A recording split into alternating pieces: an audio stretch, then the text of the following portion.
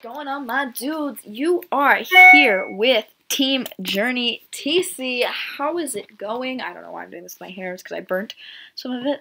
I hope it doesn't fall off, or I'm gonna have like the worst haircut for like a year, and I really don't want to. So pray for me.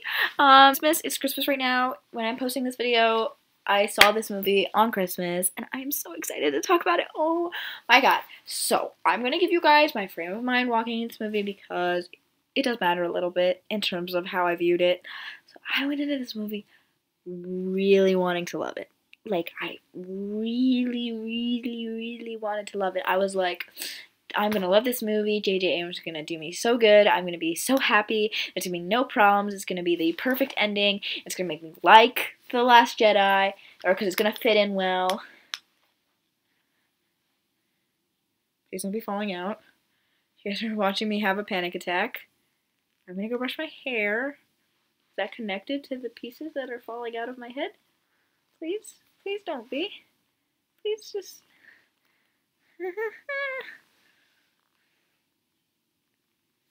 Okay. Please, I really don't want to lose my hair. Anyway, so I went into this movie wanting to love it. And I did. So, at the very least, someone who wants to love it can love it. It's got enough things not wrong with it that I can love it. It satisfies the plot holes, or like the really... I'm just gonna do this. I mean, I cannot speak for the life of me. I'm leaving that in the video. I'm not even editing that out because I find it funny. So, let me actually start talking about this movie, shouldn't? Yeah, I should. Okay, so we open up with a time jump, which I thought was genius because no one wanted to start right after the other movie. Okay, just let us forget about The Last Jedi ever happened. Please, please, can we forget? I'm forgetting. Actually, I'm not, because this thing still fits with some of the themes in that movie. Moving on through it, he collects it, go see Palpatine, we know that he's back. If you'd seen the trailers, or watched my news reviews, which you should be doing anyway, and you should be subscribed. I forgot the high five. There's the high five. I'm so sorry, guys. Then you already knew he was back. It's not all that surprising.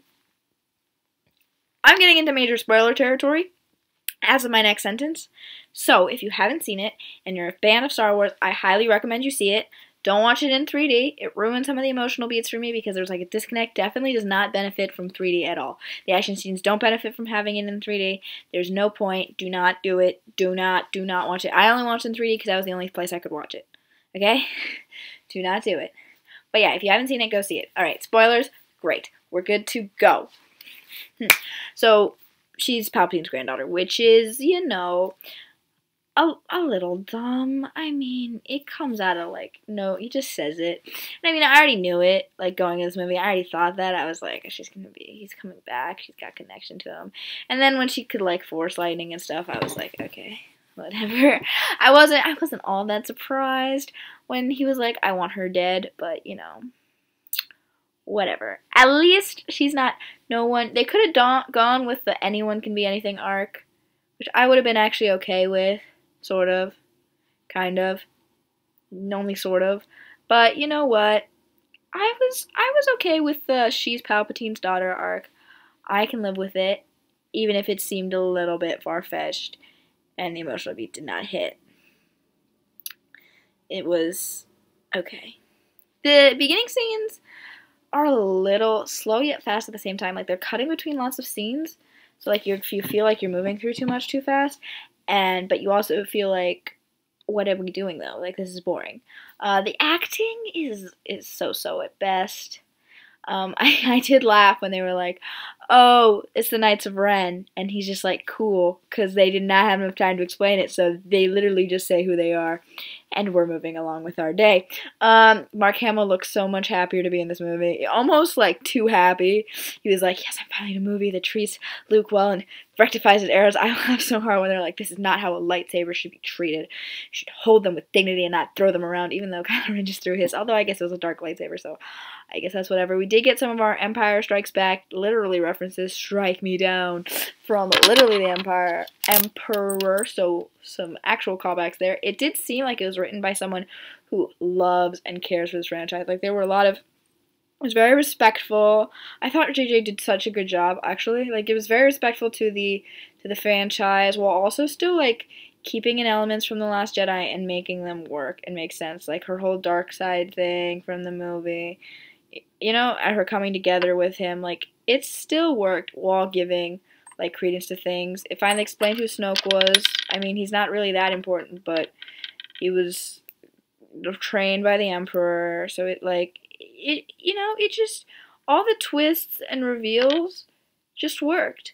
I will say, in terms of the romance storylines, they're falling a little bit on the flat side, I will have to say. Finn appeared as though he was going to tell Rey that he loved her, like, the whole movie, like, twice. They were like, oh, Rey, I have to tell you something. Oh, no, I didn't get the chance to, because we almost died, and now I'm with Poe, and I prefer not to tell Poe. And then she kisses Ben, which I thought came out of left field.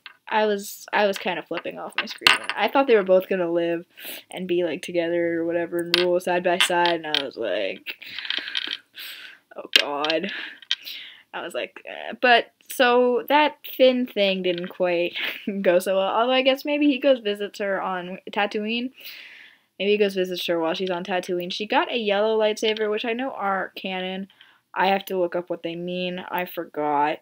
I'm gonna be honest. And she buries the old two lightsabers, which are Luke and Leia's, sort of symbolize the ending of that story.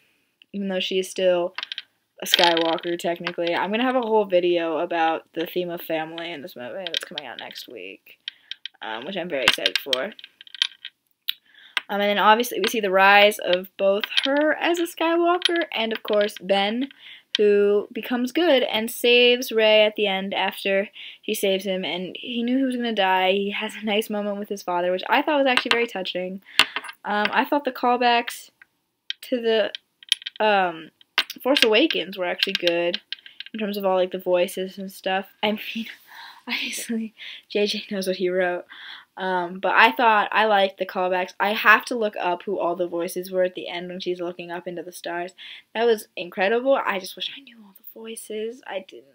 I'm sorry. I'm not a true Star Wars fan. I couldn't recognize all of them. Lando was kind of weird. His girlfriend was kind of weird. I did like the joke when he's like, "You're a spice runner, yeah, and you're a stormtrooper, yeah, and you're a scavenger. Like, we could do this all night. We all got our own shit." I thought that was hilarious.